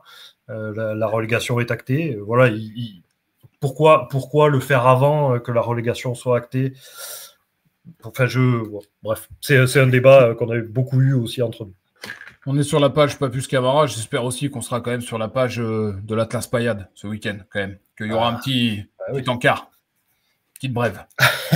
Mais on suit l'Atlas Payade à midi libre. Pas moi particulièrement, mais on suit. Ouais, je sais. Avec des acolytes. Je voulais dire un dernier mot aussi sur les contrats pro qui sont en cours. Ndiaye, Chenaï, Guéguin, c'est entre leurs mains. Contrat pro proposé à ces garçons-là. Ça coince notamment pour Ndiaye aux dernières nouvelles. Peut-être que l'avenir me contredira, mais j'ai un peu, moi, de mal à comprendre qu'il puisse faire la fine bouche. Mais ça, c'est mon avis personnel. Je ne suis pas, en plus, jusqu'à présent, pas dire que j'ai été ultra séduit, mais bon. Voilà. Donc, en tout cas, ça coince du côté du joueur. Et pourquoi Parce que financièrement, parce que le 1+2, parce que la proposition. Voilà, non, mais est-ce que c'est le montant, la durée, ou peut-être je sais pas, une équipe qui s'est renseignée sur son cas. Voilà, c'est juste est-ce que tu avais l'info sur le pourquoi du Il y comment. a un peu de tout ça. Ok, d'accord. Sur un pêle-mêle. Et en attendant, Cara, lui, ne se voit rien proposer. Alors, ça ne veut pas dire que c'est terminé. Il y a des voix au club qui se font entendre et qui poussent pour lui, qui aimeraient que Cara se voit proposer un contrat. Alors, ça arrivera peut-être si l'un de ceux que j'ai cités refuse finalement de signer. Mais en tout cas, Cara, qui est un vrai bon joueur, est on va dire, dans l'antichambre. Il est dans les starting blocks. Lui, il en rêve de signer à Montpellier. Donc voilà, Max Reynaud. Ouais, pour compléter sur Cara, ça suscite pas mal d'incompréhension, on va dire, à l'intérieur du club comme autour, sa situation. Voilà. Ouais, sa situation. Il y a des divisions au sujet des jeunes aujourd'hui sur certains dossiers. Je sais que par exemple Abdoulaye Kamara aussi, qui est plus jeune pour le coup, on parle pas d'un contrat pro pour le moment, mais c'est un joueur qui a goûté au banc en Ligue 1 en fin de saison, qui a dû faire un groupe. Oui, groupe. Ouais. Il avait fait un groupe Abdoulaye Kamara, je sais plus c'était en février je crois que c'était en février qu'il avait fait un groupe Abdoulaye Kamara. Capitaine de l'équipe de France U17, c'est lui, hein, c'est ça? Exactement. Et voilà, c'est un joueur dont certains poussent aussi pour que il se rapproche de l'équipe première. C'est bien aujourd'hui pour Montpellier que des joueurs du centre de formation aujourd'hui commencent à signer leur contrat pro et à commencer à pointer le bout de leur nez, parce que c'est vrai que ça fait un petit moment qu'on n'a pas eu tout ça. Parler de ces jeunes joueurs. Comme disait Roby, Jo, c'est le bon moment. Hein, si c'est pas maintenant en Ligue 2, c'est jamais. Moi, j'ai été formé par la Ligue 2. Hein. J'ai signé mon premier contrat pro, j'ai fait des petits bouts de match par-ci par-là en Ligue 1, donc on les compte. Mais bon, quand tu fais 5 minutes, 10 minutes, ouais, ça te compte comme un match de Ligue 1, mais tu l'as pas vraiment joué. Et moi, le jour où je suis parti en Ligue 2, et Roby, il y était avec moi à l'ES Wascal, hein, donc, et ceux qui m'ont fait grandir. Donc oui, c'est un très beau tremplin pour ces jeunes-là, parce qu'ils vont découvrir un championnat qui est aujourd'hui quand même très difficile. Et en plus, on le vit, on l'a très bien vu. On vient d'avoir Maxime Estève. Le mec, il est en seconde division, il va monter. Mais t'imagines si ces gamins-là, ils font partie d'un groupe qui ont la chance de faire remonter Montpellier en Ligue 1, tu te rends compte, toi? Donc aujourd'hui, c'est un sujet de réflexion. Mais là où je te rejoins, Bertrand, dans ce que tu disais, c'est qu'à un moment donné, ces jeunes-là, il faut qu'ils soient encadrés. Donc la plus grosse réflexion, c'est de trouver ces fameux cadres qui vont pouvoir aider les jeunes dans leur progression, de pouvoir aider le club à jouer le haut de tableau et aussi à être bon, hein, parce que quelque part, tes cadres, il faut qu'ils soient bons. Hein, on l'a vu cette année. Hein. Tu peux avoir les cadres le plus importants du monde. Si sur le terrain, tu ne montres pas d'exemple, ça va devenir compliqué. Donc, il y a quand même un beau challenge à relever. On va se quitter sur ça. Juste, Joe, j'ai posé la question tout à l'heure à Max Estève, qui a quitté le club il n'y a pas longtemps et qui est un amoureux du club. Tu l'es aussi, évidemment, amoureux du club. Tu fais partie d'une des plus belles équipes de toute l'histoire du MHSC, évidemment, en 2012. Toi, globalement, comment tu as vécu tout ça? J'imagine que ça a été une année compliquée. Ça a dû être très difficile de voir le club dans cet état-là, dans cette position-là, quand on sait où toi et tes copains, vous l'avez placé il y a 13 ans. Oui, forcément. Quand tu parles de ça, c'est vrai que tu te dis, on a vécu tellement des moments extraordinaires que Après, c'est pas la première fois que Montpellier descend, mais c'est vrai que quand ça faisait un petit moment que tu vivais de belles saisons, dans la continuité même du titre, il y avait eu des belles saisons, puis petit à petit, tu voyais que c'était de plus en plus compliqué. Aujourd'hui, je suis très triste. Honnêtement, je vais vous dire, je suis très triste. Et pourtant, moi, je vois tous les jours à côté de la maison avec mon équipe. Donc, quand je regarde ce stade, je me dis, mais qu'est-ce qui a pu, qu'est-ce qui s'est passé pour en arriver là? Alors, on parlait, après, oui, effectivement, tu regardes, tu écoutes, tu analyses et tu dis, bah oui, c'était peut-être à un moment donné écrit. On n'a peut-être pas entendu les bonnes personnes. On n'a peut-être pas fait le travail comme il fallait. Mais bien sûr que je suis triste. Je suis triste pour plein de raisons. Déjà, par rapport aux amoureux de la paillade, aux supporters, aux gens du club qui aujourd'hui, un par un, doivent quitter leurs fonctions qui sont depuis plus de 20 ans en place parce que financièrement aussi c'est compliqué. Pour la famille Nicolin, alors voilà, il y a les détracteurs de Laurent, de tout ce que vous voulez, mais oui, il a commis des erreurs, mais je pense que le premier triste, c'est lui. Voilà, donc j'ai beaucoup de respect pour lui aussi, malgré ce qui se passe. Donc, ouais, moi, je suis très touché parce que du coup, on sait jamais comment ça va se passer en Ligue 2. Tu peux y rester très longtemps. Je leur souhaite pas, hein. Mais le problème, c'est que tu sais pas combien de temps tu vas y rester. C'est très compliqué. C'est très, très compliqué et tous les clubs vont vous le dire. Il y a beaucoup de clubs qui te disaient, nous, dans les 2-3 ans, on veut remonter. Ils sont restés 10 ans, tu vois ce que je veux dire. Donc, c'est pour ça que j'ai envie de dire, tu sais quoi, c'est con ce que je veux dire, mais c'est un mal pour un bien que la descente soit actée maintenant. En fait, tu vas avoir de l'avance par rapport à ceux qui vont peut-être jouer le barrage et qui, au dernier moment, on va peut-être voir partir leurs joueurs parce qu'en fait, ils vont se dire, bon, bah, finalement, on n'a pas réussi, on va devoir faire. Là, aujourd'hui, tu as le temps de préparer. C'est malheureux, c'est comme ça, mais tu as le temps de préparer ta saison prochaine avec 4-5 journées d'avance sur les autres. Et ben, c'est maintenant qu'il faut en profiter en se disant, bah voilà, aujourd'hui, on sait où on va commencer déjà à ficeler. Quels sont les jeunes avec qui on veut repartir? Quels sont les joueurs qui veulent rester? Et quels sont les joueurs qui, en Ligue 2, peuvent nous faire jouer le haut de tableau? Je dis pas monter parce que c'est très compliqué de monter dans une saison. Mais aujourd'hui, c'est la première chose qu'il faut travailler, c'est maintenant, c'est ça. Et je leur souhaite vraiment, mais je souhaite de tout cœur, parce que moi qui suis à côté, de pas y rester trop longtemps, parce que la Ligue 1, ça va vite manquer à beaucoup de monde. Sur ces belles paroles, messieurs, Oui. je vais vous remercier. Je vais vous dire que la semaine prochaine, je suis en train de vous monter une émission. Je vous dirai quel jour elle va avoir lieu. Moi, je peux me permettre, parce que j'ai eu aussi des questions aussi par rapport à ça. Benjamin Mson va bien. C'est juste qu'il a joué ce week-end contre le Espérol, qui était mon ancienne équipe. Il a pris 4-1 et mentalement, ça lui a fait beaucoup de mal et physiquement aussi. Mais il va bien. Voilà. Je voulais mettre les choses au clair. T'as bien fait de le dire parce que tu vois, je lui ai demandé le résultat, je l'ai pas eu. Par contre, il m'a envoyé une vidéo d'une galette qu'il a mis sur corner, donc il était tout content. Mais ce qu'il m'avait pas dit, c'était le résultat, tu vois. Tu sais que c'est la seule passe qu'il a réussi du match. Et il a réussi à la filmer. C'est ça, il est très fort. Non, il est fort. Mais ça a été ça toute sa carrière. Hein. Toute sa carrière, il a fait 2-3 belles choses dans un match et il t'a fait un topo, il t'a fait 1 heure de Benjamin Mson où tu dis, mais c'était un phénomène. Mais c'est 1 heure sur 20 ans. Tu vois ce que je veux dire? Cette bonne guerre. Je l'embrasse. Les absents ont toujours tort. Lucas qui nous disait comment tu peux aller au stade le vendredi soir ou le lundi soir en tant que supporter. C'est une petite mort du club. La Mosson va sonner creux. Il faudra de vrais cadres sur chaque ligne pour tenir l'équipe. Et il disait aussi comme en 2009, le groupe s'est forgé en évitant la relégation en national, en effet. Et puis, 3 ans après, on a connu ce qu'on a vu. Je voulais vous annoncer que oui, la semaine prochaine, je vous dirai quel jour l'émission aura lieu, parce que ça va peut-être aussi bouger, mais on est en train de vous monter une émission avec plusieurs anciens pensionnaires du centre de formation qui ont signé pro, mais qui sont partis tôt.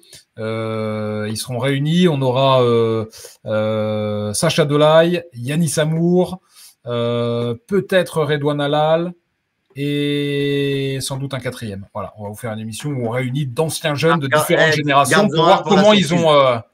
voilà, exactement. Pour voir comment ils ont évolué, comment ils ont vécu leur départ précoce. Certains il y a peu de temps, d'autres il y a plus longtemps. On sera avec voilà, ces quelques anciens jeunes de Montpellier qui, pour certains, brillent désormais à l'étranger, dans différentes divisions. Sacha vient de marquer son premier but en Autriche avec son club dans un derby hyper important 2 jours après son anniversaire. Yanis Amour performe avec ce qui s'appelle aujourd'hui, c'est un club un peu hybride, mais c'est Thonon, Evian Thonon en fait. Voilà, Redouane Halal, il est aux Pays-Bas, et puis le 4e dont je vous parle, il vient aussi de marquer plusieurs buts. Donc voilà, on va prendre de leurs nouvelles la semaine prochaine. Max Reynaud du Midi Libre, évidemment, vous continuez de le lire sur le papier, sur le print, sur Internet, sur les réseaux sociaux, partout. Il écrit partout, il écrit même sur les murs, il écrit partout, Maxime Reynaud. N'importe quoi. Geoffrey Dernis, vous allez le voir ce week-end, ça joue à domicile ou à extérieur? S'il est à côté de la Mosson, à Payenne. Voilà, vous allez, au lieu d'aller voir le MHSC, vous allez voir Geoffrey Dernis avec l'Atlas Payade face au Gros du Roi. Match 15h, le Gros du Roi. Très important pour la montée en N3, ce qui serait quand même historique pour ton club. Ouais, ce serait historique. C'est un match très important. C'est pas un match capital, mais c'est un match très important. Donc on le prépare. On attend beaucoup de monde parce que c'est le choc de cette journée-là. Il restera pas beaucoup de matchs derrière. Donc ça va être intéressant et j'espère de tout cœur qu'on va y arriver. Voilà, je parlais de saison qui était difficile à arriver en haut. on vit une saison qui est très intense, qui est très, très bien. Mais voilà, on a un président qui est amoureux comme jamais de la paillade. On a un bon groupe. Donc, merci d'en avoir parlé. C'est gentil. Et on va faire en sorte que cette petite aventure puisse bien se terminer. Puis allez voir comment il se comporte comme entraîneur avec l'Atlas Payade, parce que peut-être qu'un jour, il sera sur le banc du MHSC. Donc, vous aurez vu un aperçu. Petit à petit, je dis pas oui, je dis pas non. Je sais pas jusqu'où je veux aller, mais en tout cas, je prends beaucoup de plaisir. Ne le dis pas en rigolant parce que tu vas être mon adjoint. Ça va te faire drôle, hein. Tu vas, attention. Mais il n'y a pas de problème. Tu sais que je serai opérationnel. On sera main dans la main. Le binôme. J'ai aucun doute. Allez, merci à tous. Merci, Max Reynaud. Merci Joe Dernis, merci à tous sur le chat, Anne notamment là qui était là de nouveau avec nous ce soir. Replay sur YouTube et puis sur les plateformes audio également en podcast. Vous pouvez réécouter ça à partir de demain, revisionner également à partir de demain. Bonne soirée à tous, bonne soirée à Anne, bonne soirée à tous les pailladins qui étaient avec nous ce soir et encore merci à Maxime Estève d'avoir été notre invité. Ciao. Ciao. Bonne soirée à tous. Bye.